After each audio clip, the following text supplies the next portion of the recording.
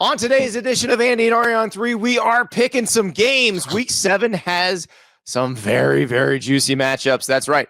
We are picking Alabama, Missouri. We are picking Indiana, Oregon. We are picking Oklahoma, Texas. We are picking Michigan-USC. Oh, man. This is going to be an incredible week. Starts today with the picks on Andy and Ari on 3, presented by BetMGM. We've teamed up with BetMGM this season. We will be using BetMGM lines to make all our picks, and we'll have special offers for our listeners each week. When you join BetMGM, you'll get access to a variety of parlay selection features like same-game parlays, live betting options, and more. If you haven't signed up for BetMGM yet, use the bonus code CFB, as in college football, CFB, and you will get up to a $1,500 first bet offer on your first wager with BetMGM. Here's how that works. Download the BetMGM app and sign up using the bonus code CFB. Deposit at least $10 and place your first wager on any game. You'll receive up to $1,500 in bonus bets if your bet loses. Just make sure you use the bonus code CFB when you sign up. Make this college football season one for the history books. Make it legendary. See BetMGM.com for terms. 21 plus only. U.S. promotional offers are not available in New York, Nevada, Ontario, or Puerto Rico. Gambling problem? Call 1-800-GAMBLER in the U.S. Call 877-8-HOPE-NY or text HOPE-NY 467-369 in New York. Call 1-800-NEXT-STEP in Arizona. Call 1-800-327-5050 in Massachusetts. Call 1-800-BETS-OFF in Iowa or 1-800-981-0023 in Puerto Rico. First bet offer for new customers only, subject to eligibility requirements. Rewards are non-withdrawable bonus bets that expire in 7 days in partnership with Kansas Crossing Casino and Hotel. Don't forget, if you haven't signed up for BetMGM yet, use the bonus code CFB and get your $1,500 first bet offer today.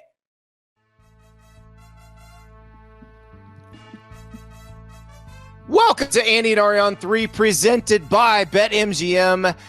And it is time to make some picks. And Ari, last week we were like, I don't know about some of these matchups. And of course, college football delivered like it always does.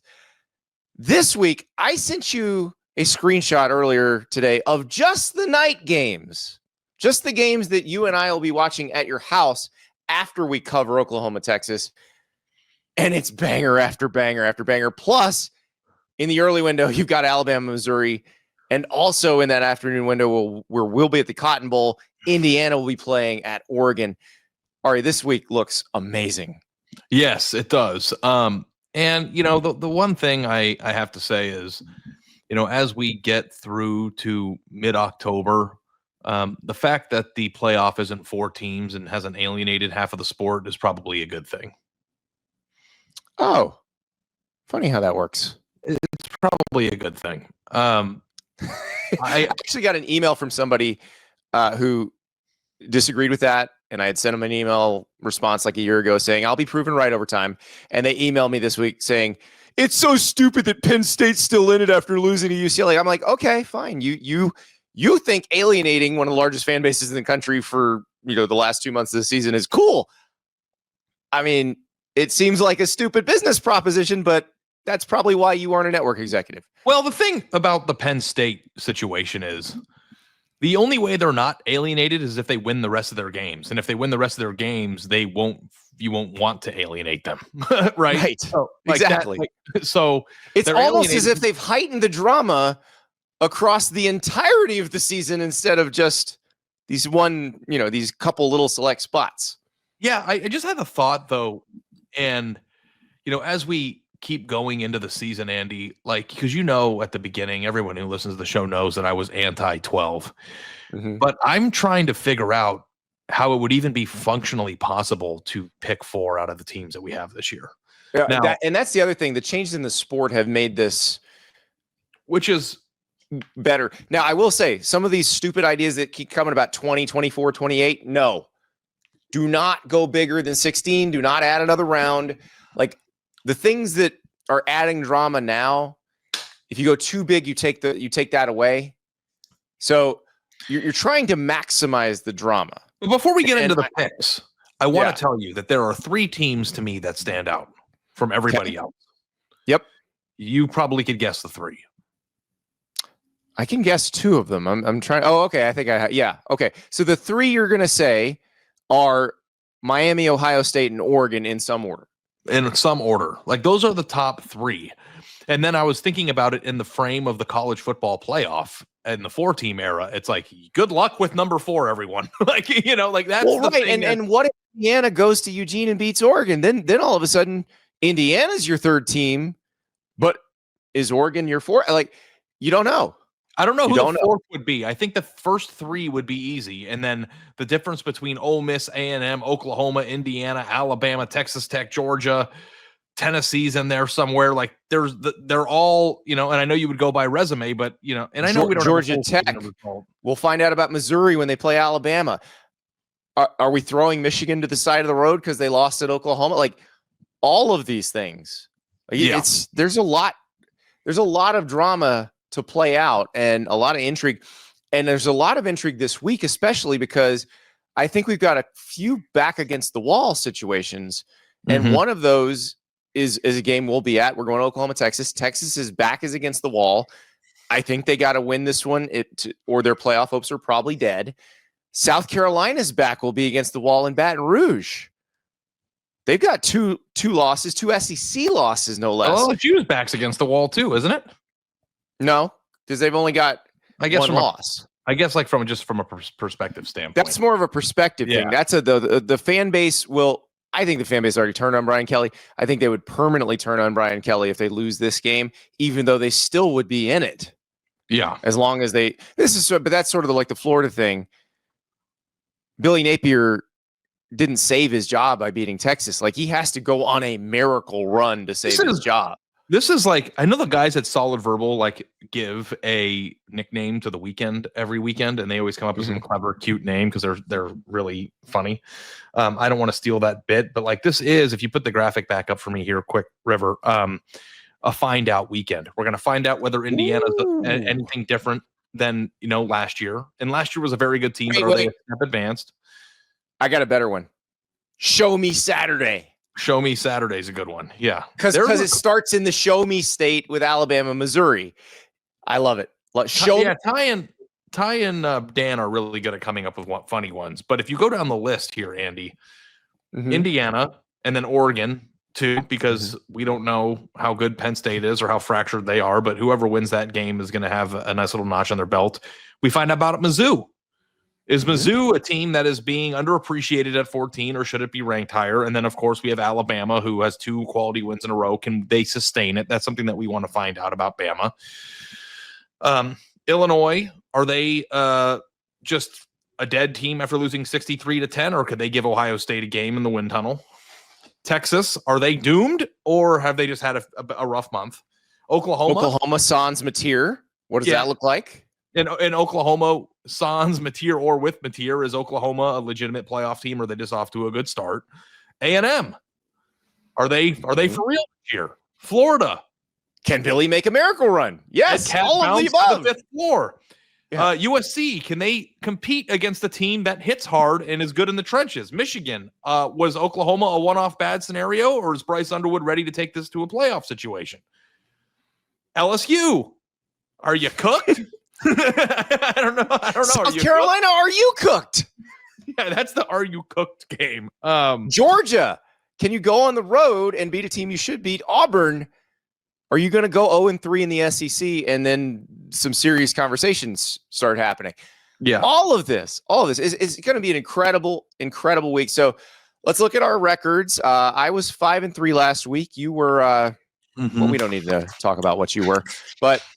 My overall record is now 30-26-1. Your overall record is 23-33-1.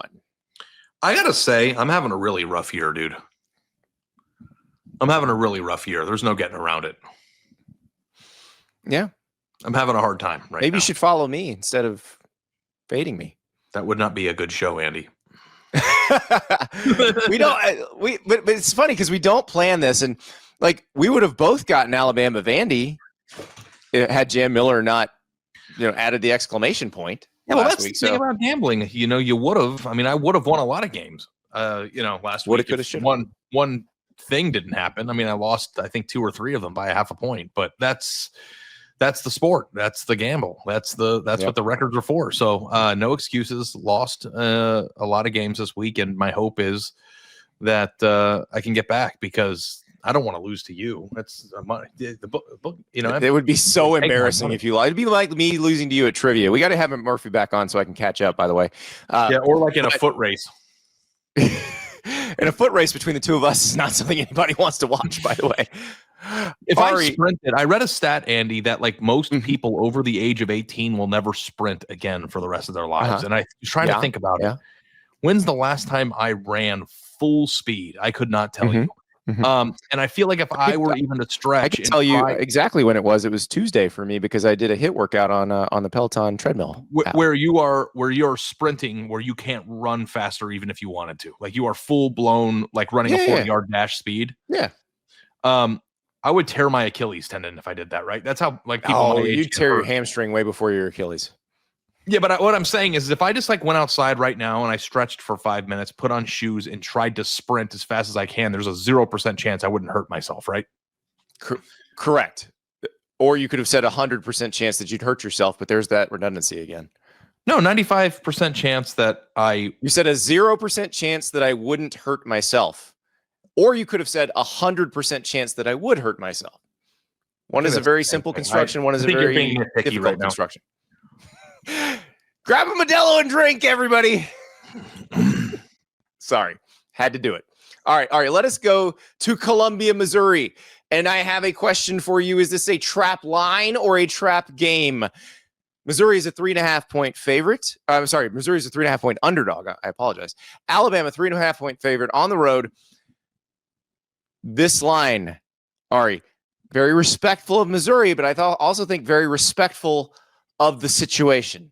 This is the third game of a 4-game gauntlet for Alabama that is at Georgia, Vanderbilt, at Missouri, Tennessee. If they get through this 4-0, they are a national title contender. No question.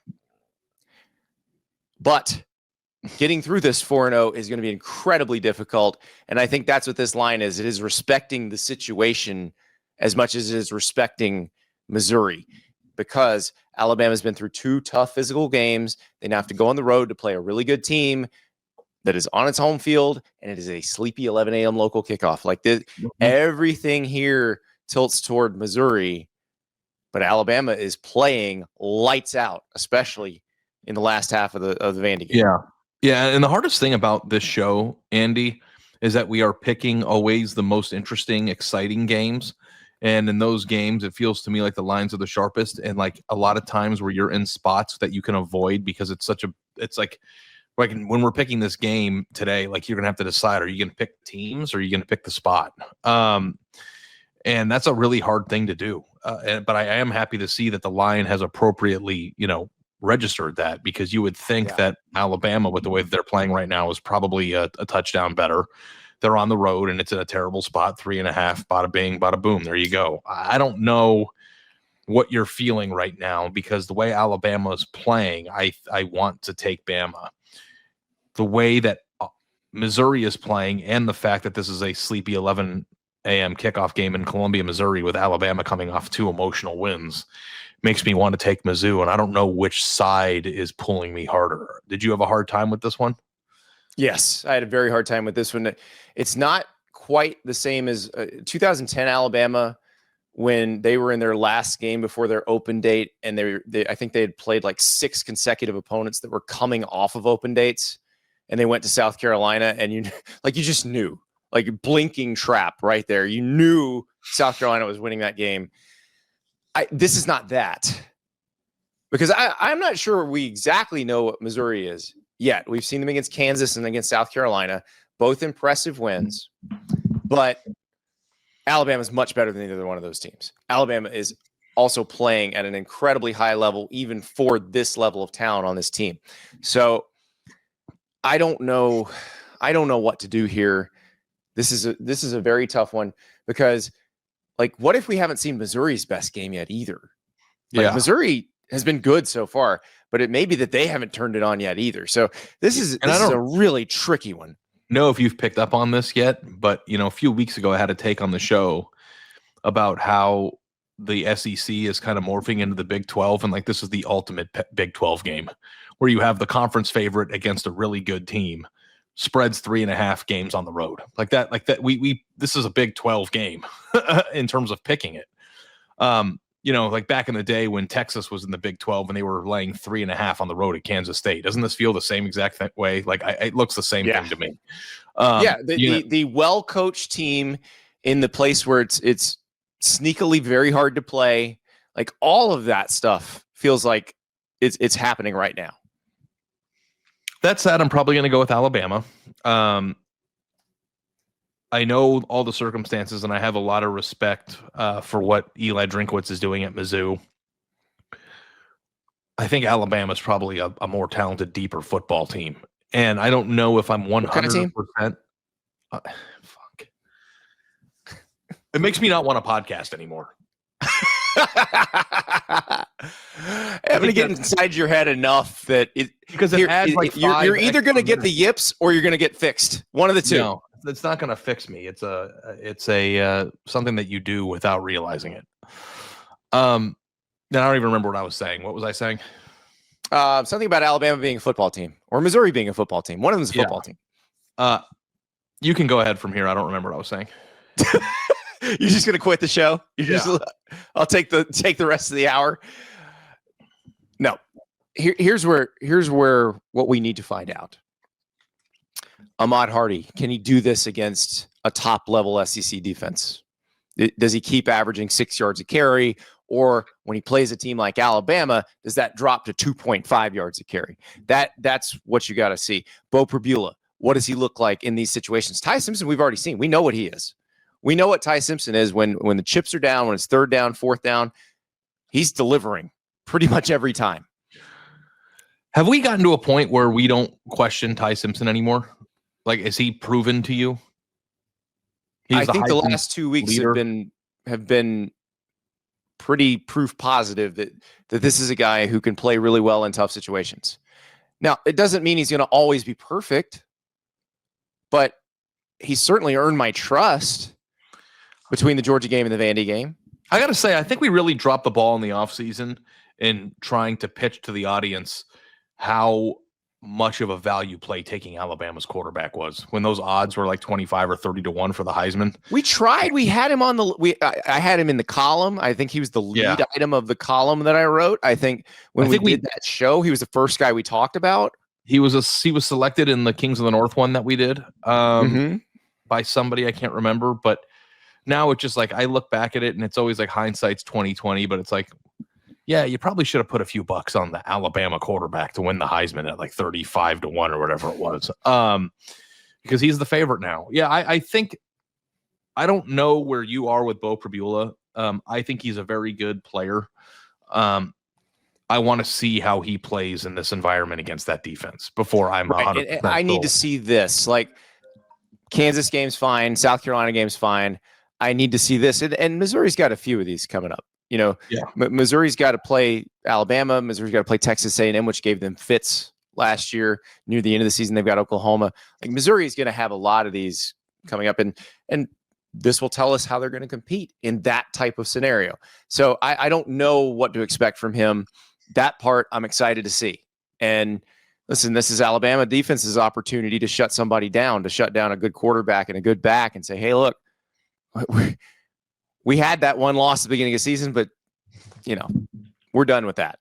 We're done with that. We've moved on. And so we will find out. But I am also going to take Alabama here. Look, 3.5 is all you got to cover. I'll take it. I feel good about that. I feel good about the way they're playing. I understand that this is a trap situation, but they also understand it's a trap situation. And I also think, Ari, when they turn on the film and watch Missouri play, they'll respect them. So it's not like they're going to take them lightly. Yeah. It's just a matter of where their bodies are and if they can get that. That's the hard part. That's the one thing I worry about here. And this will be a recurring theme. I'm a little spoiler alert as we go through the picks today. I feel like I'm taking a lot of road favorites, and that always scares me. Yeah. So it's harder to do that in the NFL, I think, than college. But it's really hard in the SEC this year because of the cumulative effect. And we talked about that. Missouri's going to have, we had a video on Sunday where we talked about this. Missouri will have a point in the season where it is facing a similar situation. It's not today, though. Alabama is facing that situation this particular week. And so Alabama has to overcome it. Their coach has had a susceptibility, especially at his time at Alabama, to not putting his best effort out onto the field. And I don't know if, but we have to figure out if that's a this year, if that's an every year thing, or if that's a last year thing, and we don't know that yet. It's a this year thing already too. So it's already happened once. And I know season opener, where you got no film on a new coordinator, new quarterback. That's totally different. You got the whole, you got film on these guys. You know they're good. I don't know. Not a team coming off 2-10. It looked like Alabama, during that game, watching it. Maybe it's different in hindsight, but when I was watching, it's do these people care? I know, they haven't played like that since. And so until I see them do it again, I'm going to assume that's a one-off. But you have to have in the back of your mind that that's a possibility until they go an extended amount of time without doing it. So that. Well, that's the thing. If they can do it again this game, it's 3 difficult games in a row that they'll have come to play. At that point, we let that go. We just let it go. So I'll take Alabama. You're going to take Alabama to cover as well. Let's see how it goes. Speaking of SEC games, huddle up, football fans. Tailgate season is here, and nobody gets SEC fans ready for game day like Academy Sports and Outdoors.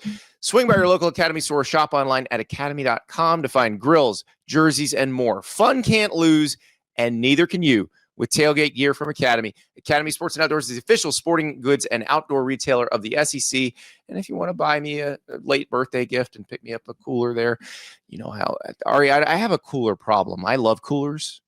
I always want the newest cooler technology, and Academy has I actually have a cooler problem that you need to help me with when you come this weekend. Thank you for bringing that up.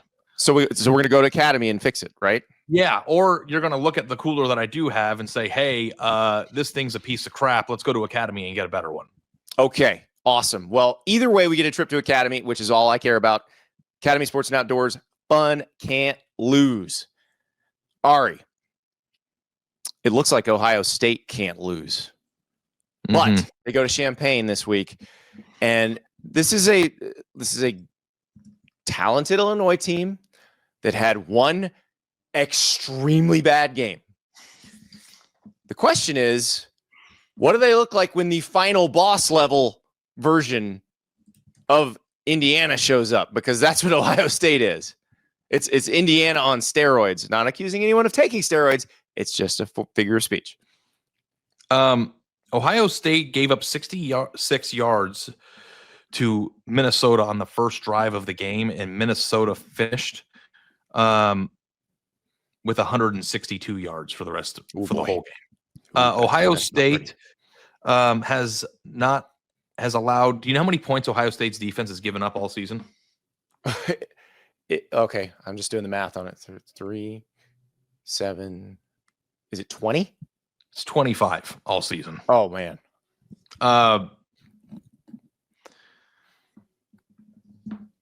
Buddy, I don't know, man. I do not know. I know Illinois is good, and traditionally speaking, Ohio State has never played. There's something about Champaign, Illinois, that has given Ohio State problems traditionally over the years. The sun shone the day of the USC game. I think that's the one we're looking at a picture of right now.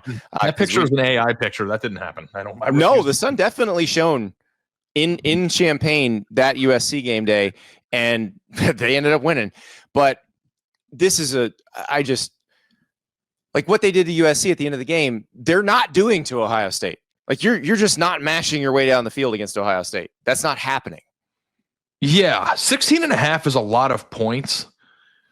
And Ohio State, I mean, it is to a team that I think is functional. But this functional team also got beat by 53. I know. Another good, maybe playoff caliber team.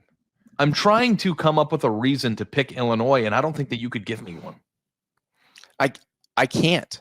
I know we're supposed to, sell the drama here, but I really can't. How many points would you need to receive to think about taking Illinois?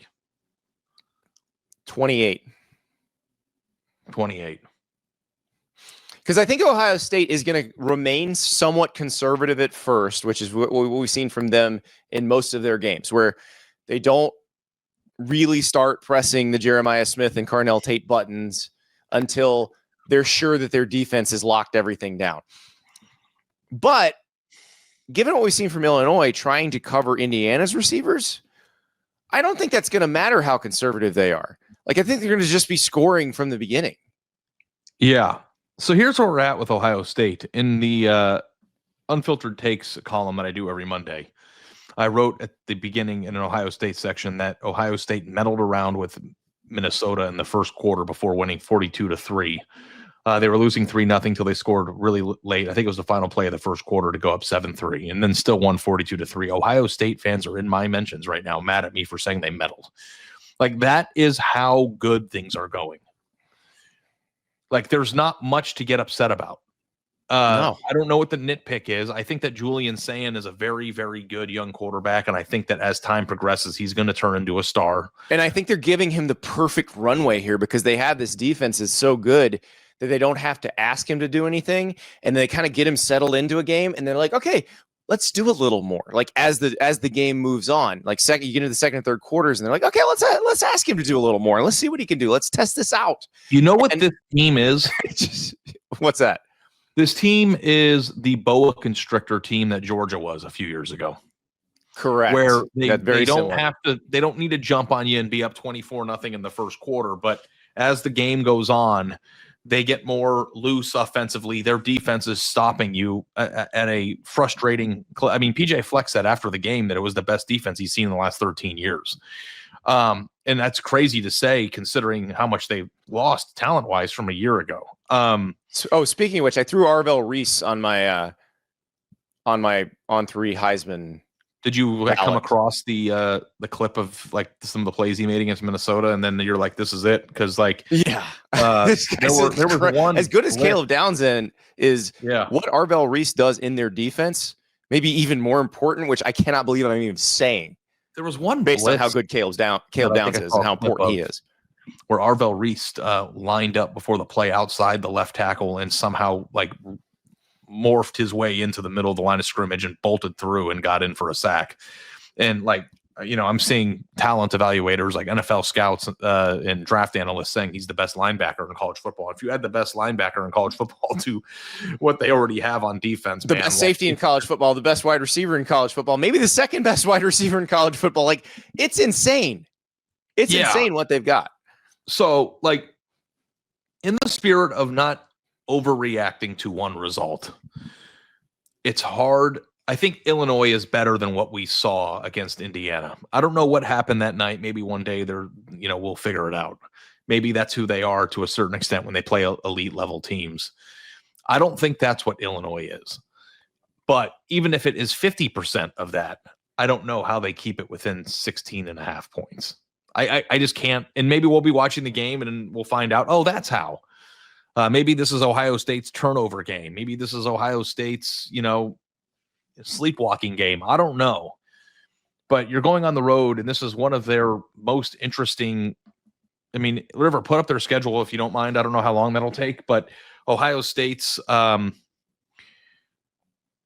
playing Illinois, and then they play Wisconsin, Penn State, Purdue, UCLA, Rutgers, and Michigan. So you could make the case that this is one of only 3 semi-interesting games left on their regular season schedule. And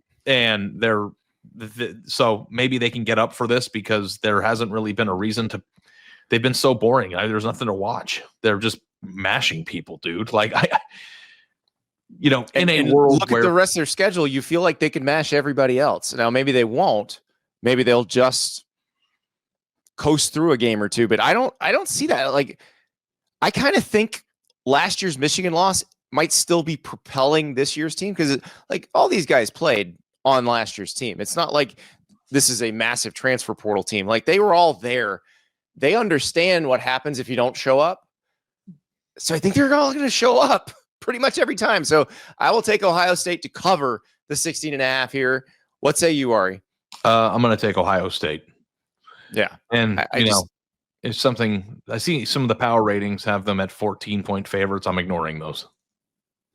I mean, 14, 16 and a half. It's close enough. Like, yeah, I just, number. I mean, obviously the power ratings aren't helping me right now, so I'm just going to ignore it and go with what I've seen. And Ohio State looks. We were at the Miami game the other night, and Miami looks really, really good. Mm-hmm. And then I start thinking about everything that Ohio State has, and it's just like I don't know who's in the same hemisphere right now. Still, might not be. Maybe we were wrong about the super team being dead. Maybe they still are one. So we will find out, though. This is the type of game where if they just come in and curb stomp Illinois, I don't know what happens the rest of the season, regular season wise. There are teams that can probably play with them. And it'll be interesting in 2 weeks if they're on their schedule. Our viewpoint of the Penn State game changes because true. Well, I kind of want to see Penn State. Like Penn State plays Northwestern. Northwestern beat UCLA. Like, does Penn State just snap back into form, or is this going to be a struggle? James Franklin every week posts the team's name and then goes and then repeats it over and over again. Let's go 1-0 this week. I would have done that this week. I would have just stayed off Twitter. Yeah. The replies are pretty merciless. Yeah. Ari, let's stay in the Big Ten. Indiana heads to Oregon. Oregon is an 8.5-point favorite in this game. This is a strange one to me because, Indiana, we have in our minds one thing about Indiana, and it's that it's last year's team, similar to last year's team, and then when they went to Ohio State, they got shelled. But I think this might be better than last year's team. Also, this is not going to Ohio State. This is going to Oregon. Also a very difficult place to play. Also a team loaded with NFL talent.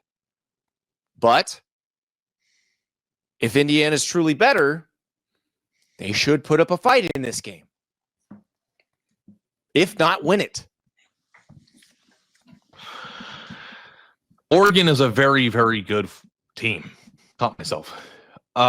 They have a lot of good players, enough so that running back Mekhi Hughes, who I thought was going to be one of the Big Ten leading rushers, is already in the portal. They've done a really good job of recruiting out of high school, and the players they bring in through the transfer portal are hitting. They are a monster, and Dan Lanning is the most sought after and most coveted young head coach in college football. I think Indiana is really, really good this year, Andy. And I think this is a lot of points.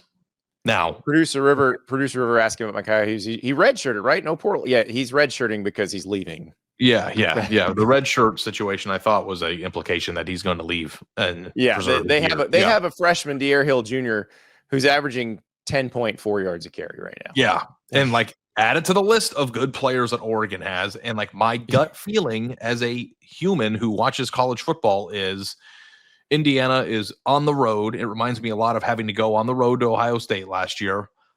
It's very easy to, pick the same thing that already happened to happen again and for them to get their doors blown off at Oregon. Not so fast. I think that Indiana is better than they were last year. And you know what? I don't know that we've even acknowledged on this show. If you Google mock draft, Fernando Mendoza is the first quarterback off the board in every mock draft online right now. And I don't know if that matters to you. I don't know if that matters to you. Pro people love him. Pro people love him. 8.5. I think I'm going to take 8.5, Andy. I think I'm going to take it. This is why we don't do this before the show. And I'm sorry, because I know you'd like to see us argue. And if you look at our records, obviously Ari and I disagree a few times on picks, but I'm with you. I think it's too many points. I think Oregon's going to win the game, but I think Indiana's going to make it really interesting. You need to talk about my record. I'll slap you. You see how that works for you. Go ahead and try that. I saw Andy's. Andy was behind me in traffic because we drove separately to the Miami game, and the person in front of me was going very slowly, and I'm not sure Andy realized that I was directly in front of him, and he started honking like a psychopath. And no, I knew it wasn't your fault. I knew it was some idiot sitting at a green light not moving. Did you know I was in the car in front of you? Yeah. Oh, and then I turned around. I'm like, who's this guy honking? And I was like, oh, that's Andy. And then his lifted F-150, I'm like, yeah, no one's going to mess with this guy. So I probably won't slap you. It's Florida. Someone will mess with anybody in Florida. Yeah. I would not be honking in the Florida Panhandle. Wait, is Tallahassee's not in the Panhandle? Big Bend area. Yeah.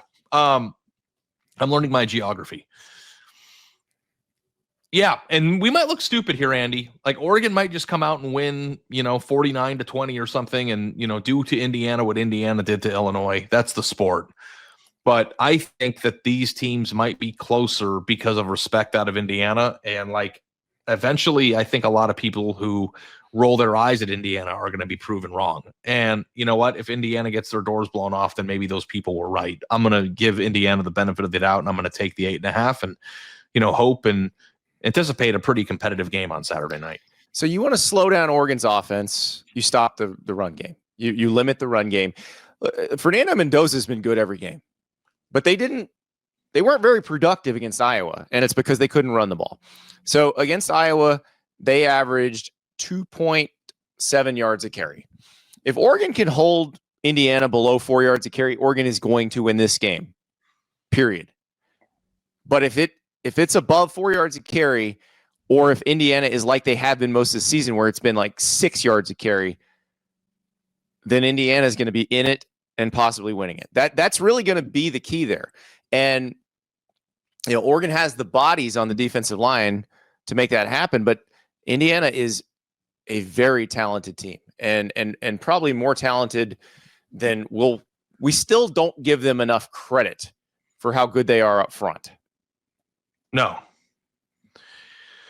The offense has 2 high-level first-round potential picks in Elijah Surratt and Fernando Mendoza, it seems. Right. And but Carter Smith is an NFL player, their left tackle. Pat Coogan, their center, who started at center for Notre Dame last year, is an NFL player. 4 quarters of fuck you football. That's exactly right.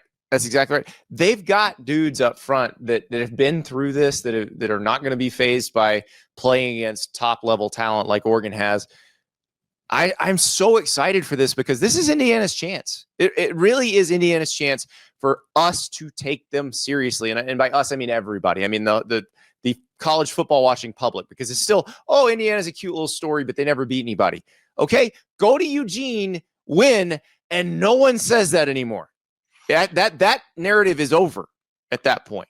I think all Indiana has to do is keep it within 7. Like I am taking the 8.5 because I am anticipating that Indiana knows what it has to do. It does not have to win this game. It needs to go play a respectable game. I'm not saying they're not going to try to win, or they don't want to win, or they're not starving to win. Mm-hmm. But if they make this a 4-quarter game and lose, and then people will be fine with that. People will be fine with that because they'll say, okay, put that in a neutral site in the playoff, or put that in a neutral site in Indianapolis. You might have something. And you may win that game. You're right. They don't have to win, though that would certainly help. But yes, if it's a close game, I think a lot of the narrative dissipates as well, even if they lose. And I think 8.5 is too many points. Like I said, I still think Oregon's going to win. But I cannot wait to see this game because it is such an opportunity for Indiana. So we'll find out. And our conversation Saturday night could be very different about Indiana. We'll find out on Saturday. All right, Ari, before we head to the State Fair of Texas and the Cotton Bowl, I want to tell you how you can head to the State Fair of Texas and the Cotton Bowl to watch Texas and Oklahoma play. Download the Gametime app, redeem the code STAPLES, get $20 off your first purchase. Terms apply, of course. So when you get that Gametime app, you type in Texas football, you click on it. It'll say Red River Rivalry, Texas versus Oklahoma. So you can click and find exactly where in the Cotton Bowl you'd be sitting. We're talking about in the $300-ish range for really good seats. You can get in the $200-ish range. This is still a pretty hot ticket. The Oklahoma fans are very excited. The Texas fans haven't quite given up, though. We will talk about where their heads are at right now. Also, I mean, maybe you don't live in Dallas. Maybe you live in LA and you want to see Michigan play against USC. Well, for under $200, you can get in to the Coliseum. If you want to get good seats, you're still talking about high 200s into the 300s to get the good seats at the Coliseum. But you can get those on Game Time. And also, if you haven't made your decision yet, it's only Monday. Let's say you're going to wait till Friday or Saturday. The prices often drop as you get closer to the time of the event. So go to Game Time, redeem the code Staples, $20 off your first purchase. Terms apply, of course. And that price that you see on the app is the price you pay. It doesn't add a bunch of charges there at checkout. It's just that price. So go to Game Time. They're going to treat you fairly. You're going to get a good seat, even if it's the last minute. Ari, I am so excited about this game in the Cotton Bowl. Texas, Oklahoma. Texas is a 2.5-point favorite. That's a trap, right? We're back into the mode of, is what we've seen from Texas who they are, or is this an opportunity for them to show the world what they aren't? I don't know. Can I rephrase? Let me reframe the question. If John Mateer is starting for Oklahoma, what is the line? Maybe a pick 'em. Maybe something like Oklahoma -1. Yeah. What do you think it is? I think if John Mateer was starting, it should be Oklahoma -6.5. No, my general understanding of individual players, even if it's a quarterback, is that they're never worth more than 4 or 5 points. Now, I don't know. He's worth a lot more in this game. I think that in theory they are worth more. I just mean in the math of the spread. Yeah, I got you. You know, Oklahoma has looked like a better football team all year. Shit. Come on, drink. God. I didn't even say it, but grab a Modelo. No. I feel like I'm getting one of those shot callers, like I'm gonna break the habit, I promise. Ladies and gentlemen, that was my intention all along. So it's working. It's working. Came into the season, if you're an Oklahoma fan, looking at that schedule, looking at the second half of the schedule and going, God, if we could just get to 5-0 and then play just above 500 football for the rest of the year, we have a shot at the playoff. If we could play a competitive game against Texas just to show that there isn't the stark gap that there was a year ago, man, that would be great. If we could just avoid catastrophic injuries and, keep our team healthy and playing well, that would be great. Now, they've done most of those three things. Obviously, the John Mateer injury to John Mateer. Yeah. The John Mateer injury is a stroke of bad luck that no team in the country deserves less. But I look at this team and I view them as better than Texas at the moment. I rank Oklahoma higher. Texas, by the way, Clemson, and Penn State are all out of the AP top 25, by the way. If you would have told me that in July, and deservedly so. But I would have, can you imagine, though? Those are the 3 most trendy national championship picks. Yeah. All out of the top 25 on October 4th or 5th. And might get back in. Texas especially could get back in. But nothing Texas has shown us so far suggests they should. And nothing Texas has shown us so far suggests they're going to beat Oklahoma. Like what we saw from Arch Manning on Saturday is a scary thought when you consider the fact that Oklahoma's pass rush is probably better than Florida's. And Florida was all over him. All over. Their offensive line is not very good. And I am going to have to go back, Ari, and reevaluate because we're testing out a lot of these theories as the game changes and the game evolves. And my theory going into this offseason was if Texas goes goes hard into the portal to get offensive linemen, it means they don't like what they have. And this is a program that just goes and gets what it needs in the portal. And when they didn't go get any offensive linemen in the portal, my thought was, they've evaluated it. They know they have a capable group of people coming up, and that's what they're rolling with. So their offensive line is going to be fine because if they didn't think it was going to be fine, they would have gone and gotten somebody. They like Isaiah World wouldn't be starting for Oregon. He'd be starting for Texas. That's not what happened. Clearly, they misevaluated. Clearly, they thought that group was better than it is. So I'm going to have to scrap that theory and work on a new one. But that line's not very good. That's part of the reason Arch is not having a good season. But the rest of it's on Arch. And they are about to play one of the most ferocious pass rushes in the country. There is going to be a time where we have a conversation, maybe even tomorrow, about the business aspect of Arch. Yes, we need to have a deep conversation about that. And that is what we're going to have tomorrow. Because if you're looking at it from a 1,000-foot view right now, Andy, Texas might have been better off with Quinn Ewers coming back. And that's I don't think might have even enters the equation. And my question, and maybe we can put a pin in this until tomorrow, is whether or not Texas would have even had a choice given how pot committed they were to Arch at that point to bring him back. It's the same question now. Like, can you even bench him for performance? Like, if he gets hurt, that's one thing. But could you even bench him for performance? So we were watching the Texas game together. Yes. Obviously, you had eagle eyes on that game because you don't want to be up till, all night wondering if Billy Napier was going to get fired. So you got a week reprieve from that, but you were watching it closely. I know Texas, got some scores in the second half, but for the most part in that game, it didn't look like Texas could get anything offensively. Certainly everything it got was hard. Yes. And that is the thing that I can't get out of my head. It's not like this is an Arch Manning discussion because Arch Manning is a headline name. But in the column I wrote after the game, Arch Manning, if that was the only problem, Texas would be much better off. Like Arch Manning is the most visible problem. Yeah. He is not the only one and maybe not the most dire. The most dire thing to me is that they can't block anybody and their defensive line keeps getting blown off the ball. And when you think about them having Ant Hill and Colin Simmons and some of these dudes on the defensive side of the ball, their defense has been so much worse than. Now, I did say I worried about their D tackles because that is where they went into the portal. Yeah, because they'd had such a nice run of D tackles like Devondre Sweat and Alfred Collins and Vernon Broughton and all those guys. Like they did have to go in the portal to replace them. So I was worried about their interior defensive lines, not worried about their edges at all. And they just. Yeah, I was surprised at how easily Florida moved the ball on the ground against them. Now, Oklahoma hasn't really been able to create a non-John Mateer run game against their better opponents. So I don't know how much that helps. Michael Hawkins Jr. is a really important person in this whole thing. He started the Texas game last year for Oklahoma. And the difference is the line in front of him is way better. The receivers he's throwing to are much better because everybody was hurt last year.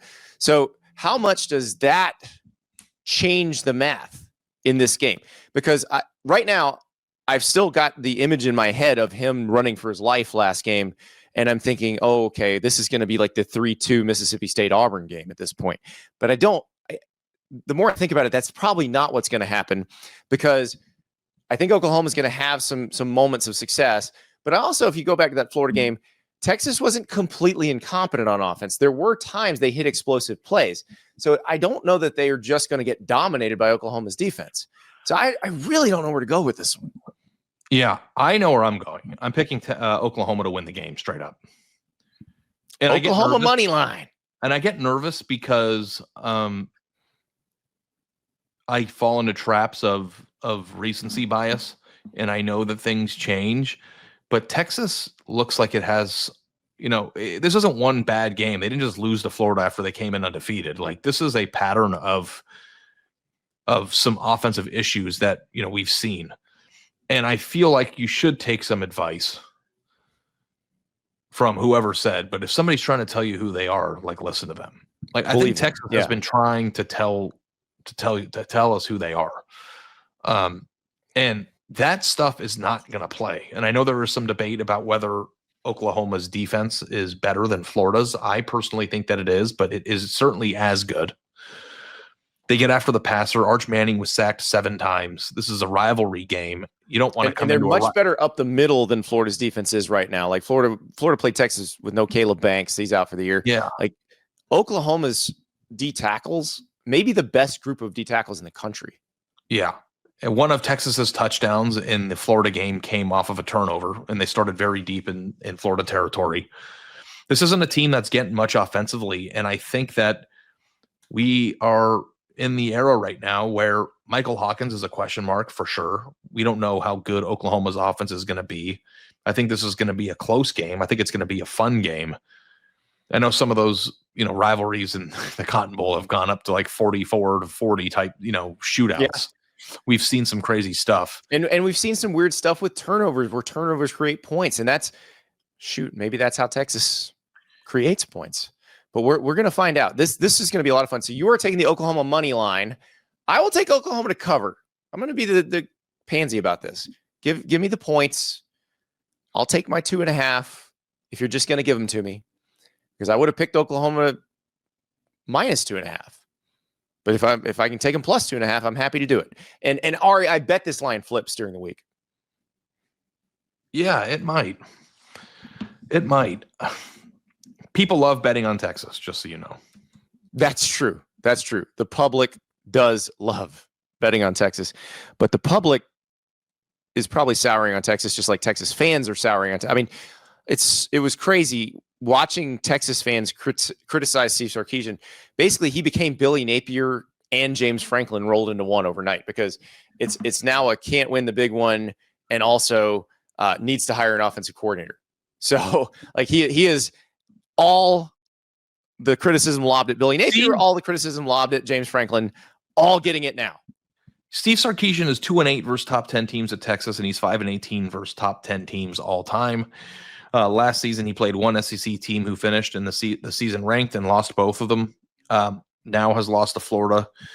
Is Steve Sarkisian worthy of being in the James Franklin conversation? I don't think he is, but these are the types of tweets that I'm seeing from Texas people. Yeah, Tip River for sending that to us, but I've been seeing them all week. So they're all weekend. I think we should talk about that later in the week too. Whether or not we have a lot to talk about with Texas. We definitely do. Is Steve Sarkisian above criticism this year? Nobody who makes that much money is above criticism. I mean, like, I'm talking like criticism that leads to I'm out on that guy. Like, if you're a Texas fan and you're out on Steve Sarkisian, I don't think you should be out on anybody, especially at this point in his Texas career, when he has brought Texas back to a point that they had not been in a while. But yes, the criticism right now is valid. And like I said, anybody making that amount of money, you can criticize him anytime you want. That's just because Penn State fans are out on James Franklin, and I'm not going to defend Franklin. I tried last week. He's been the coach there for 11 years. It's just a little bit different situation. And the whole build-up factor of it, too. We'll get to that this week. I think we should talk about it. We should. We will. Stay tuned later in the week. We are going to talk more about Arch Manning and more about Steve Sarkisian. Now, we move to South Bend, Indiana, where NC State comes in as a 22.5-point underdog to the Notre Dame Fighting Irish. Ari, is Notre Dame just going to march unobstructed to 10-2? Is that what we're watching? Yes. Yeah, they sure are. So NC State was one at the beginning of the season. I said, this is a sneaky one. Watch out. CJ Bailey's a good quarterback. I still believe that. But if you are going to lose to zombie Virginia Tech, which is what NC State did a couple of weeks ago, then I have no faith in you to go beat Notre Dame or even be close. Notre Dame didn't look all that sharp on Saturday, Andy. They didn't. But NC State's defense has had a habit of making teams look pretty sharp. Yeah. I think Notre Dame is going to waltz to 10-2, and we're going to give the playoff stuff a breather this week. I think that Notre Dame is going to win this game comfortably, but do you think they're going to win it by more than 22.5? I think is an interesting proposition. Yes, I do. I think they're going to control this thing. I think CJ Bailey may hit a couple throws, but I think this is a Jeremiah Love, Jadarian Price, just kind of control things, and they'll hit some explosives. Like CJ Carr is going to hit some throws, and Notre Dame's going to score a lot of points. I'm just telling you right now. This is a Notre Dame scores over 40 kind of game. Wonder if the CJ Carr discussion about how well he's played this year would be different if Notre Dame had one fewer loss. We'd be talking about him for the Heisman, because we're not talking about if Tyler Buckner gets that extra point snap down. We are talking about CJ Carr for the Heisman. You watch your right now. A&M would have gone down the field either way. You're probably right. I'll talk about my Ags like that. Go get them, Ags. Well, we're actually going to talk about the Ags next. So I'm going to take. All right, let's pick this game. Let's pick this game and get to College Station. I will take Notre Dame to cover the 22.5 at home. How about you? I'll take the 22.5. This is the first one that we're different sides on. I think Notre Dame will score 40. I think it's possible that NC State gets to, 24. And, I'm thinking more like a 42 type, like 42-24 type game.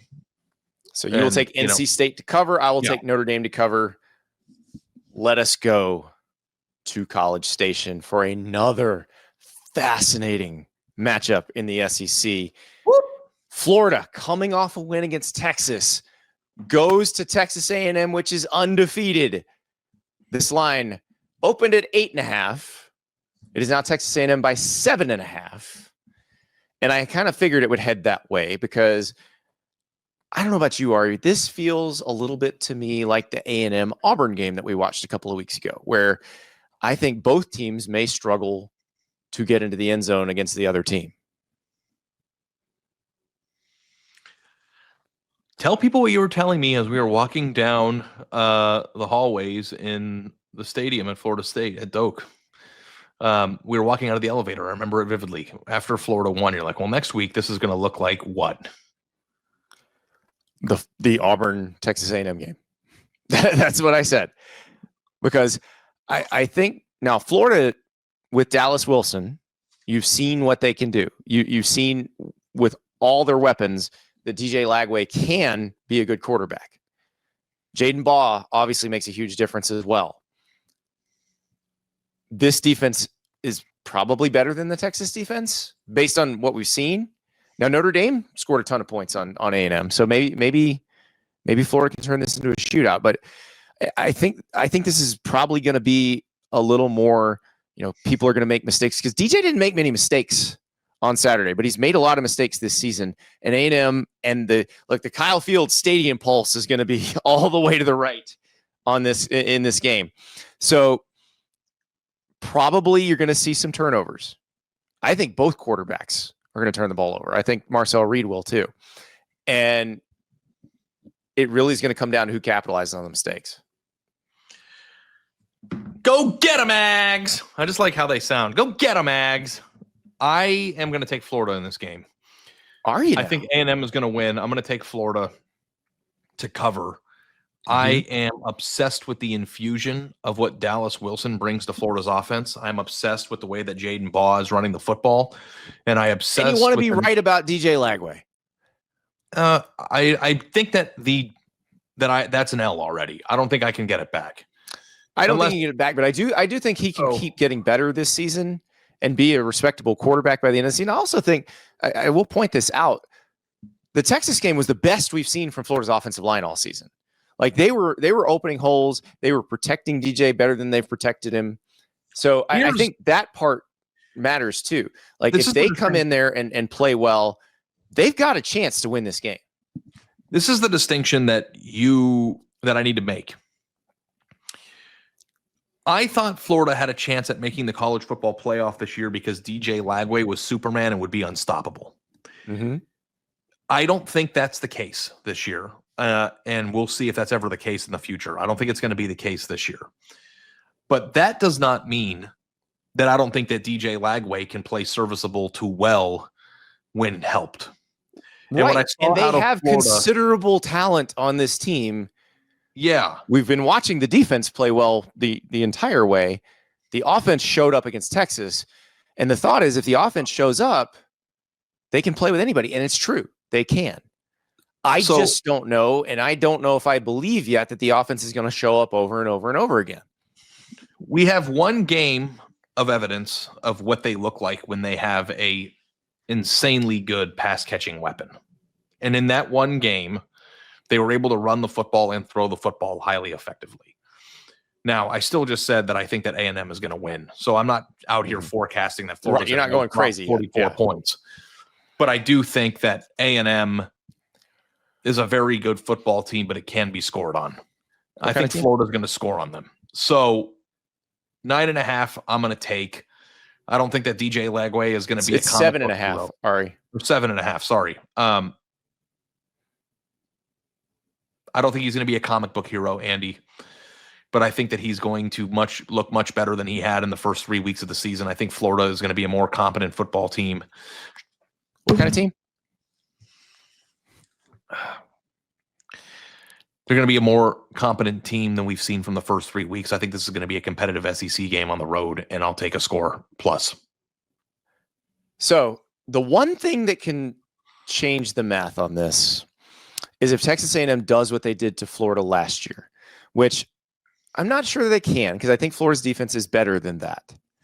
But last year, if you watch that game, Texas A&M just dominated up front. That was the one where Connor Wegman turned out to be hurt, and they start Marcel Reed for the first time, and it's like, oh, this is a completely different offense with him at the helm.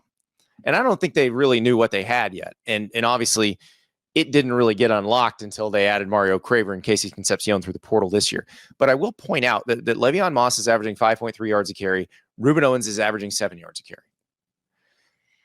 If they are gashing Florida's defense, there's a path for A&M to cover this game. Oh, so, sure. I will take the Kyle Field crowd. I mean, it Texas isn't A&M fair offensive line that A&M gets to play with 12 people and Florida has to play with 11. Florida had 12 last week. Swamp Crowd's pretty good 12th man too. But yeah, I will take the Kyle Field crowd, the Texas A&M offensive line. That I think can be the difference. Does that mean that you think that A&M is back, or that they're dangerous as hell this year? Like, are you off? A&M's never been there. Yeah, but yes, they are dangerous as hell. But you think you can't be back unless you've been there. Does this feel different to you though? Do they feel like it does? They feel remarkably competent, and I think that we've had the Mike Elko discussion. I think that really just keeps coming through. So, and I think the Mississippi State game is a great example because Mississippi State is better than people think, and we're giving A&M a hell of a game, and then A&M just broke them by the end, like just broke them. And I think that's the kind of team A&M is. So. And, I also resent the fact that you said that A&M's never been there. You clearly aren't remembering their 1939 national championship. I'm sorry.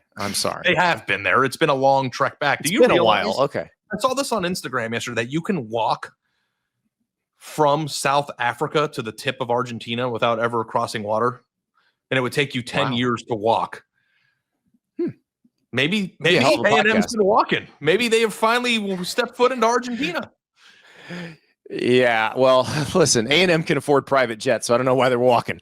You could basically walk all the way around the world and go through Alaska. And I think part of the walk, you have to do it in the winter. And there's some highly dangerous rainforest. For someone who knows so little about basic geography, I'm shocked that you know this stuff. I saw it on Instagram yesterday. I was enthralled by it. You can walk. Yeah, you think the entirety of Florida is the Everglades too. If you don't know what time zone you're in half the time. I don't. Lord. Give me Texas A&M to cover the 7.5. But I understand we may be watching Miracle Run Billy. Maybe, but I'll take Texas A&M to cover. Ari, we're into the mix of juicy SEC games, like plot line driven SEC games. Let's head down to the loveliest village on the plains. Georgia at Auburn. The Bulldogs are a 3.5-point favorite on the road. And I will tell you, Ari, you've not been to Jordan-Hare, have you? No, I've never been to Auburn, period. Okay. There are days in Jordan-Hare Stadium where the 1985 Bears could roll in and they would lose. There are just those days. That crowd is incredible. But it's not just them, because sometimes it's the team on the field. This Auburn team clearly still has a lot of talent. They are trying desperately to not start out 0-3 in SEC play. Georgia is okay. They are good. They're above average. They're potentially a playoff team. I don't know if they're a playoff team, though. They got to be able to win a game like this to make the playoff. This is a strange situation because the Auburn backlash began a while ago. The anti-Hugh Freeze backlash in the Auburn fan base began before the season started. But if he starts out 0-3 in the SEC, it will become overwhelming. And it may be the end of Hugh Freeze at Auburn or the beginning of the end of Hugh Freeze at Auburn if he loses this game. That is a pretty powerful motivating factor. Plus, the Auburn fan base, even if they've given up on Hugh Freeze, never gives up on Auburn. Like you saw the last time they fired a coach after they fired Brian Harsin, that suddenly became the toughest place to play in America when Cadillac was the interim coach. So this team is capable of beating Georgia, especially on one of those days at Jordan-Hare. The question is, will it happen? Will Kirby Smart, Gunnar Stockton, the Bulldogs, will they let it happen?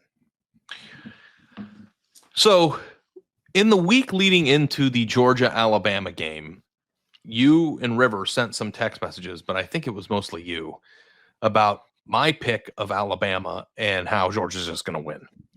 And I think part of that was because... And if the dude hadn't dropped the touchdown pass, Georgia would have won. Perfect. That helps the point I'm about to make. Now I hear you say that Georgia may not even be a playoff team, which I agree with. I felt that way then, too. I just thought Georgia was going to beat Alabama. How much of the Georgia aura still exists in your mind? And how much none of it to Auburn players like that. This is not a team that is going to be intimidated by the G on the side of the helmet or the silver breeches. None of that will matter to Auburn players playing in Jordan-Hare Stadium. None of it. I am just curious that, like, if they are 65% of what they used to be, which is a lot, might sound like an insult to Georgia fans, but if the thing that has been ailing Auburn all year, which is quarterbacks throwing onto the ball too long, and when I say quarterbacks, I mean Jackson Arnold, the difficulty they're having getting the ball to some of their dynamic receivers, all those things like play into what I perceive to be Georgia's strengths. And that's what scares me about this. Now, I know that there is Jordan-Hare voodoo, and I know that Auburn, yes. What did I say? You said Jordan. His name is Shug Jordan. Man, you're just correcting the shit out of me today. I'm sorry. Yeah. I just know how the folks in Auburn feel about that. They get very upset when people say Jordan-Hare Stadium. I don't know I don't speak French. I don't know what you just said. I don't even know where I was wrong. Jordan. How's it Jordan? Spelled? How's it Michael spelled? Jordan. Shug Jordan. How does it spelled? It's spelled Jordan. It is pronounced Jordan. I'm fine with that mistake. I've made bigger one. Their weakness seems to play into Georgia's strength. It scares me, doesn't it? What's their weakness? Holding onto the ball too long and having a hard time. What does Georgia rank in sacks per game? Oh, are they having a bad year with their sacks? Correct. Yeah, they rank 109th in the country in sacks per game. That's crazy. Their weakness does not play into Georgia's strength. That's crazy. Has it been that bad? Terrible. Like they don't have a good pass rush. And so that's the question is, does Jackson Arnold hold on to the ball so long that Georgia can actually get to him? Or is this the one team that Jackson Arnold is going to be able to get the ball out against? How you answer that question will determine how you pick this game. I'm dumbfounded right now. Wow. See, I was assigning old Georgia qualities to that's what you can't assume. And I've been the one all year to say don't do that. Yeah, the pass rush or lack thereof has been the Georgia defense's biggest problem this year. The question is that because they've had to play Ty Simpson, who gets the ball out quick and is decisive? But Cutter Boley is not the greatest quarterback in the world. Yeah, this is difficult. You put me in how you feel about that question alone is how you'll pick this game. Like, if you think Georgia's going to get there and get home and sack Jackson Arnold, then you will take Georgia to cover. If you think that Jackson Arnold will be able to get the ball out because Georgia can't get there, you should pick Auburn. I don't know. I was going to pick Georgia, and now I might not. Got you in a blender now. You did, yeah. No, I'm flustered right now. Can you not tell?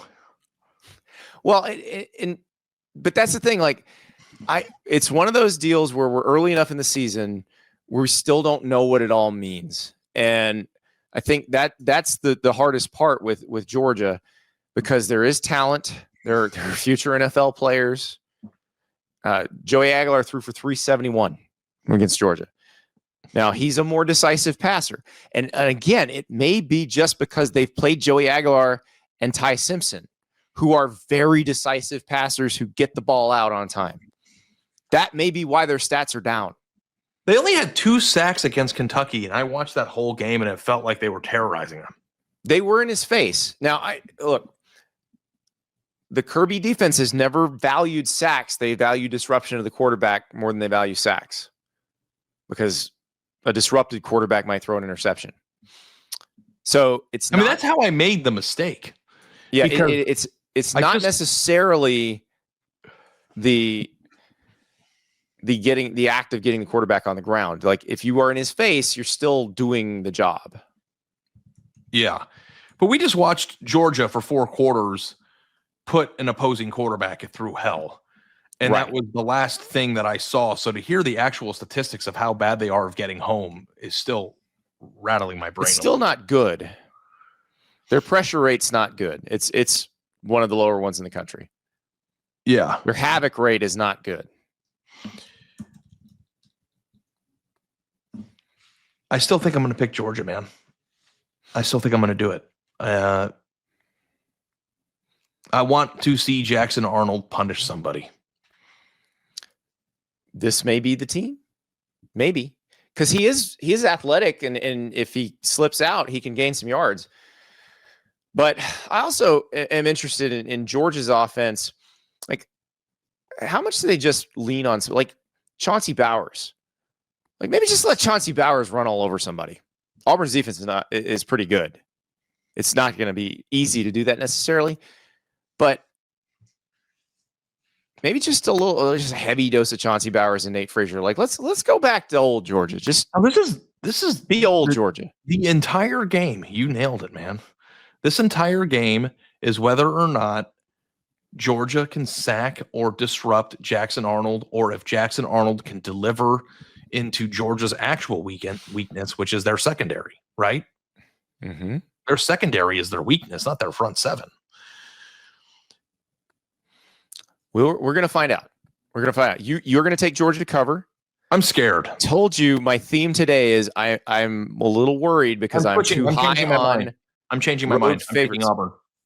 There you go. All right. I'm still taking Georgia right now. I'm looking at the stats right now, and their pass defense is porous, and their pressure rates are bad. And the thing that I thought would kill Auburn in this game, plus what is it? Jordan? How do you say it?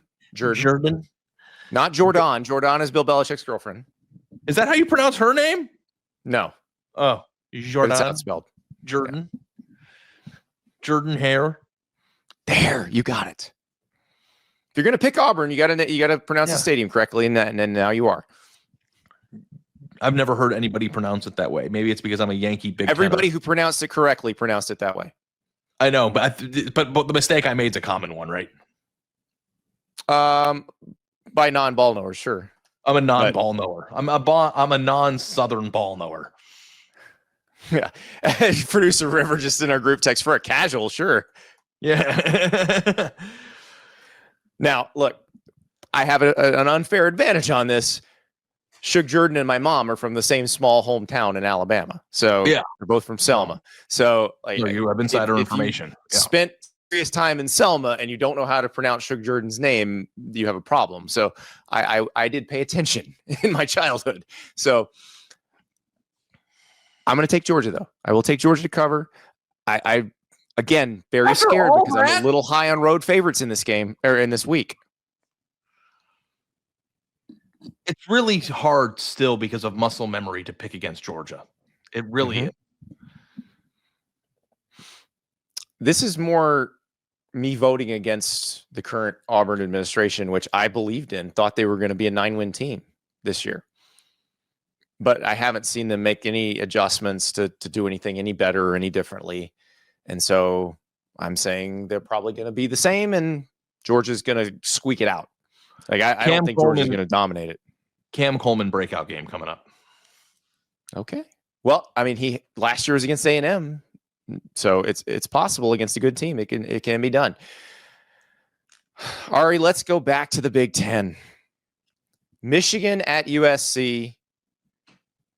Am I reading this right? You are. I think I wrote this wrong. I'm looking at my notes. Wait, no, USC is a 2.5-point favorite in this game? Yep. Huh. Right. I thought Michigan was a 2.5-point favorite in this game. Let me double check. I'm heading to my BetMGM app as we speak. USC is a 2.5-point favorite, Andy. Yep. USC is a 2.5-point favorite. Okay. Yep. Okay. And it's funny because I copied it down correctly in my notes. And that's why I was like, oh, all right. This is the game that's supposed to put me in a pretzel, not the other one. Well, this game does put me in a pretzel because I still think USC is explosive enough on offense that they could have a game where even playing against a team that punches them in the mouth doesn't matter because Mekhi Lemon has caught, 8 passes for 175 yards and 3 touchdowns. Mm-hmm. That's my issue there because we can say all we want. Oh, look at what Michigan did to them last year. They did a 2-minute drill without even throwing the ball, blah, blah, blah, blah, blah. And maybe they can still do that on USC, but I'm not sure if USC's offense has improved as much as it looks like it has, and they do what they did to Illinois at the end of the game, but maybe a little bit more at the beginning of the game.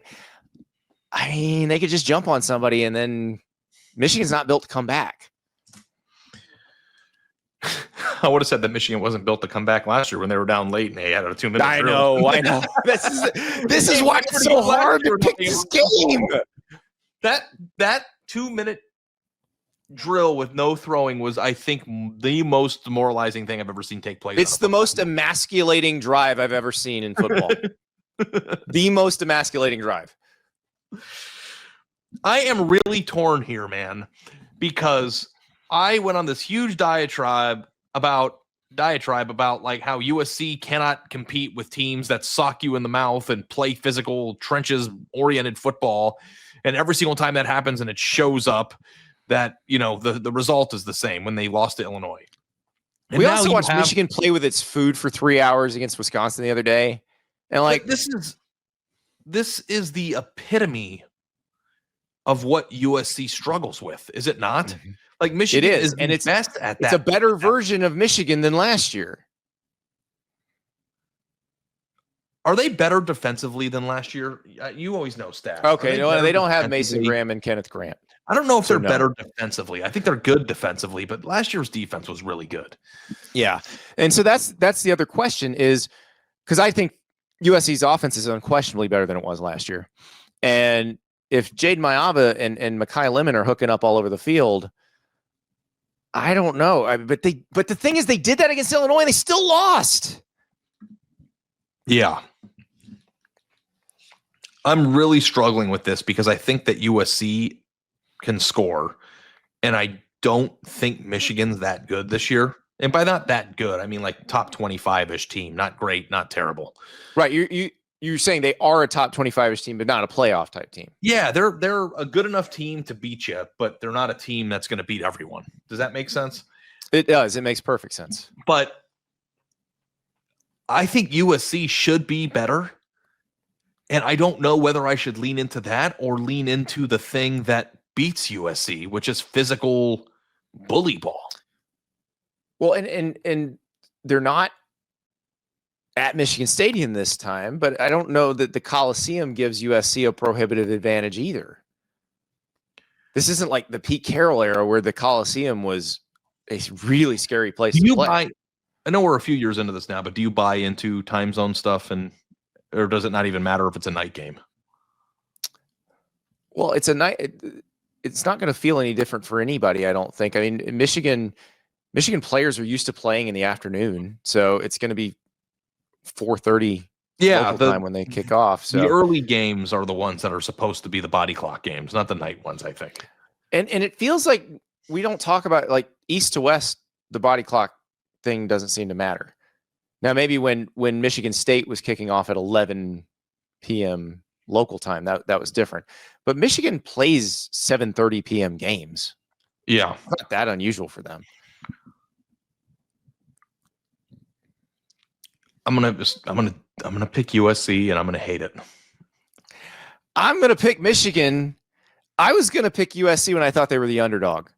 Basically, I'm picking whoever I get points for in this game. That because I think it's gonna be close. So whoever gets points, I'm taking them, and so I'm taking Michigan. I must have misread it initially and thought that, or just assumed that Michigan was the favorite. So I was going to take USC because I got the 2.5 points. I will take Michigan because I get the 2.5 points. Do you think that Michigan's better than Illinois? Yes. Okay. Yes. I think Illinois' Not offense much, is better. but a little bit. I think Illinois has a better offense. Probably, yes. That's one of those, I think, by the end of the season, when Bryce Underwood has a whole season under his belt, maybe we say that Michigan's is as good or maybe better. But yeah. So I think Michigan's defense is significantly better than Illinois'. I think that USC will be able to score 31 in this game, 28. And I think Michigan will score 5 points less. We will find out. But if Michigan goes out to the West Coast and just beats the crap out of them, and this is the same thing, like I am 100%, like USC, this is your last chance. And I know I've been out, but if you get just bullied across the field, I think the USC fan base feels the same way. I think this is an in or out on Lincoln Riley game, like because I think USC fans have been pretty patient with Lincoln Riley to this point. I think if Michigan comes in and bullies them and they beat them the way, like, let's say the Michigan-Nebraska game just plays out at the Coliseum. Michigan hits a bunch of explosive runs, wins by 3 on the road. That's when the USC fans go, okay, done. Because this is what we're always going to be. That's what they're going to say. If USC loses, but it's because Bryce Underwood has his best game, or it's maybe a little bit different situation. It'll be a different situation. If USC loses to a team that struggles to throw the ball. Yeah. Because they aren't physical enough. It is the Michigan-Nebraska game all over again, it's really bad for Lincoln Riley. I agree. Or maybe he beats Michigan, gets that monkey off his back, and they get punched in the mouth. They still win anyway. I feel like such a West Coast sucker, though, dude. Well, I mean, you romanticize the place. Yeah, I do. Because, I mean, it's not is it romanticizing if it's not true? Or if it's true? The sun shines all the time. The temperature is always perfect. It's pretty nice. Taxes are really high, though. If you had unlimited money, the fact that you're still living in Florida blows my mind. Uh-huh. Oh, I'd still. Have you ever been to Malibu, California? I have. Like that, like to me, is the closest thing that you could ever get to perfection. And you know what? If I had unlimited money, I could fly from my my house, or I could drive to Miami from my house in the Keys and take a private jet to Malibu anytime I wanted to. Yeah, I guess. If you needed to do that, then I would just want to exist there. But that's a different discussion. But I also know we're gonna put you in Islamorada for a week and then see how you feel about that, because I've been to the Keys, man. I've been to. That is a place where the weather's also always perfect. So where's that? The occasional hurricane. Where's that? Islamorada. What part of Florida is that? The Keys. The weather's always perfect in the Keys? Yeah. It like rains half the time there, doesn't it? And there's like a bunch of bad hurricanes. It rains for 45 minutes and it stops. Good Lord. And doesn't it get humid as hell down there? It's not humid in the Keys? There's a breeze always. The humidity doesn't matter. Listen, I'm not trying to talk bad about the Keys. I've been through them. They're beautiful. Don't get me wrong, but there's no beach. Through them. I have There's no beach. Go fishing like a man. You're gonna start. Good Lord, doing manly things to what's going to appeal to me. Have we met? They've got spas in the Keys too, Ari. Yeah, they do have your spas feet rubbed. in the Keys. But my idea of perfect weather is 72 degrees to 68 degrees, chilly in the morning, chilly in the evening. And yeah, see, we dispense with the chili in the Keys. There's no chili. You're just always, it's always chili's the best ever. I like being chilly. Pleasantville, high 72, low 72. Speaking of that, I did drive through Rosemary Beach on the way to Florida State. Isn't that where they filmed Pleasantville? No, no. You're thinking of the Truman Show, which was filmed in Seaside, which is 8. Yeah, 8 Truman miles away. Show. Yeah. But that was spectacular. Like, I'm not trying to Florida would be in my top 4 places. Redneck Riviera is awesome. If I had unlimited money, Florida would be in the top 4 in America of states. 15-hour drive from the Keys, by the way. Yeah, so, couldn't be a further big place. State. Not as big as California, but big. I am hoping for you, Andy, and I hope that you're hoping for me that we both get to live in those places one day. Oh, I got a feeling. I got faith. I got faith. All right, next up. We just talked about Lincoln Riley and whether that fan base will be out on him after this game. We go to Baton Rouge, where another fan base may be out on a coach after this game. This is a back against the wall game for both teams, which is weird because one of them has 2 losses and one of them has 1. Like South Carolina going to LSU. LSU's a 9.5-point favorite. South Carolina's back is truly against the wall. This is a season that the Gamecocks started with playoff aspirations. If they lose this game, those are dead. In, the second week of October, dead. Never coming back. LSU could lose and still be in the mix. But if they did lose, I do believe the fan base would completely lose faith.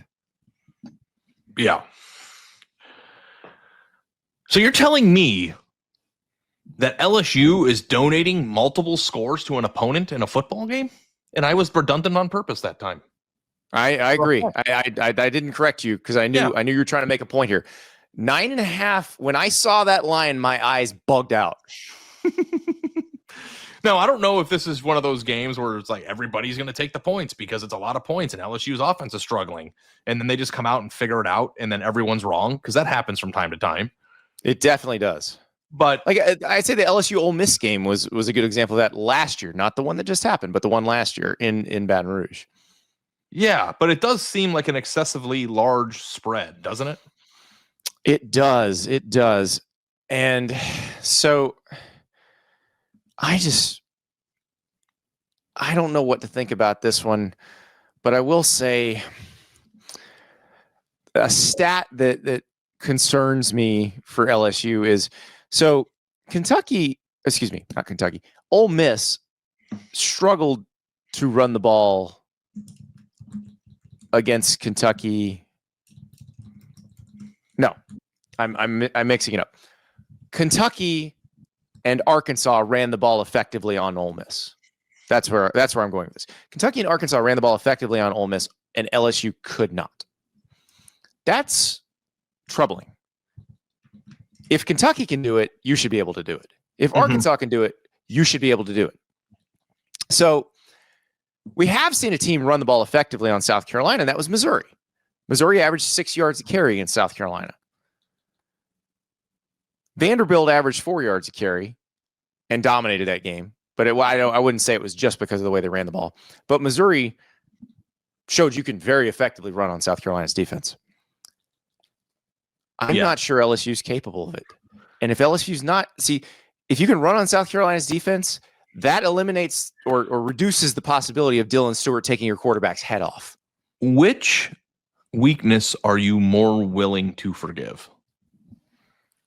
South Carolina's rush defense or LSU's inability to move the ball on the ground? Against LSU, South Carolina's rush defense. Because one, since Joe Sloan's been the offensive coordinator, LSU has never really tried to establish the run, and they've abandoned it too early every time. And two, I'm not sure it's there. I'm not sure they have it. So I worry if they can't run the ball effectively, what that means for Garrett Nussmeier, because again, Dylan Stewart is a freaking alien. You do not want him knowing you're going to throw almost every play.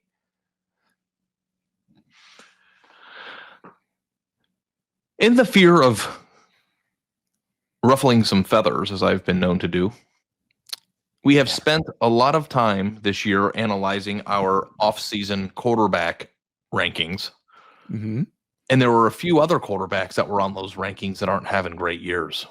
And they're both in this game. Yes. Let's stick in on South Carolina for a second. Lenora Sellers, we thought, might be up there in the Lagway conversation. The whole offseason was Lagway versus Sellers. Who's going to be that guy? and it was now it's Lagway versus Sellers. Who's disappointed you more? Has Lenora Sellers disappointed at the same rate? And are you hopeful that he can find something, or like he's having a much better season than DJ Lagway? I mean, he's averaging 10.2 yards an attempt, and it's not like that was all against the bad teams they played. Like, he was efficient against Vanderbilt, got knocked out of the game. He was efficient against Missouri in a loss, but Missouri, like we said, controlled the ball on the ground. I think Lenora Sellers is probably going to show up and do fine. I don't know if they're going to be able to run the ball on LSU. Like, this is a very good LSU defense, and I do think they can probably goad Lenora Sellers into some mistakes. Now, he's only thrown one pick this year, but if they can knock the ball loose, force a couple interceptions, all of a sudden it's a very different game. And we've seen that. Like, we saw LSU intercept DJ Lagway 5 times, and that's why they won that game. I mean, they only scored 13 points on offense against Florida. Yeah. Too many points, Andy. But you want to do Garrett Nussmeier now? Let's do Garrett Nussmeier. Is he injured? Is he not injured? The fact that we have to have this discussion all year about how injured he is? I think they've said it now. I mean, Brian Kelly's admitted it, that he's hurt. Yeah. So the question is, how bad is he hurt, and how much is it affecting what he can do? Yeah. All these quarterbacks. It's like Clemson, Penn State, and Texas are all out of the top 25, and all of the best quarterbacks in the country aren't playing like it. Yeah. And I wonder which one of the quarterbacks in this game has a chance to elevate their team. And I think a lot of it is going to have to do with which team can run the ball well. And I don't know which team I think I'm more likely that will run the ball. One more stat, by the way, that I will throw out to you that Brian Kelly threw out when he got mad getting asked about the run game. Under Brian Kelly, they're 13-1 in Death Valley at night. They're playing in Death Valley at night. The only loss is that Alabama game last year. So they show up. The fans sure as hell show up. I would think that does play a factor. That would move me if we were picking the game straight up. Oh, yeah. No, that's the thing. Like, it definitely favors LSU winning straight up. But yes, we're talking about 9.5 freaking points. Yeah, I'll take the 9.5, and I'll LSU might have me beat, but the river's there. I feel pretty good about my hand, and I'm calling to see it. Well, and the thing is, this is a very different conversation. We're doing a picking against the spread show, and LSU covering the spread does not matter as long as they win. In terms of, are they out on Brian Kelly? South Carolina has to win this game. This is a must-win for South Carolina, or the season they thought they could have is over, and then they have to recalibrate their goals. Yep. That is the issue. So, I don't know. This is going to be a tough situation. Man. This is a hard one to pick if it's straight up. This is a very easy one to pick with this spread. I will take South Carolina plus all of those points. That is so many freaking points, Ari. What's the trick here? What's the trap? I don't understand. I don't know. Because I definitely feel like there's something amiss. And maybe it is. Maybe it's as simple as this is the game that Garrett Nussmeier feels great, gets unlocked, slings it around, and throws for 400 yards. Maybe that's it. Maybe that's all it is. But I mean, think about, it just doesn't make sense. How many times during a college football Saturday you're watching games and going, what is going on here? Is it like 7 times a day? It was a lot last week for sure. Yeah. So like, it's really hard to pick these because the prices happen. A lot harder for you than me, apparently. It is. It's been a really rough year for me, both emotionally, spiritually, and financially, if you really want to get down to it. Because Andy gets over here with his sexy record. I'm losing money I'm just glad we didn't. I'm just glad we didn't count the Q record last year. I don't know how we didn't, and I'm sorry about that. We failed you as a podcast, but my record was terrible last year. So yeah, I did pretty good last year. I made money last year, and also the one thing that we never account for on the show is how good I am at sniping live lines. That's true. That's true. You got to follow Ari on Twitter. I never tweet those out, but Andy and I were watching the Illinois-Purdue game, and he was watching me sweat in real time. I was like, I was on Purdue 17 and a half. Slowly die inside. Yeah. 17 and a half, and that hit, But, these big games are difficult. I feel like pretty down on how I've done this year. If you want to start fading me, that's fine, but I am dangerous to get hot at any moment. So be careful.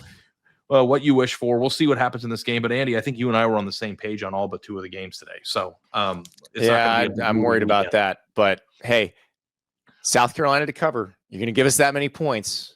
We'll take them. Ari, I think we're going to have a deep Arch Manning conversation tomorrow. Sure. I don't know. You tell me. People are going to be mad about that? Or is that what people want to talk about?